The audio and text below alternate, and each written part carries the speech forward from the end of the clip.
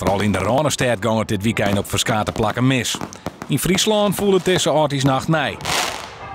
De aanleiding voor de oproep van het politieboen is een tweet van minister Van der Steur van Justitie. Daarin houdt hij een compliment aan de helpdiensten voor haar een goede werk. Maar het politieboen vindt dat makkelijk en goedkeep.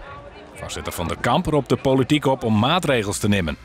Vert Kronen, voorzitter van de veiligheidsregio in uw provincie, twijfelt of dat helpt. Nou, wat we in ieder geval nu doen is al verdubbeling van de straf als je hulpverleners aanpakt. Als je dronken bent of niet, dan krijg je een dubbele straf. Maar ik vind het minstens zo belangrijk, want natuurlijk moet het allemaal helpen. En we zetten ook steeds meer politie in. Maar belangrijk is ook dat mensen in de omgeving zeggen, joh, doe dat niet. Hè? Dus het zijn altijd vriendengroepen die dit zijn.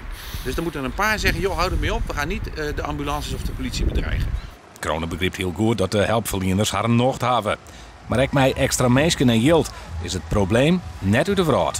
Hoeveel politie ook inzetten, we kunnen niet achter iedere lantaarnpaal staan om mensen in de gaten te houden.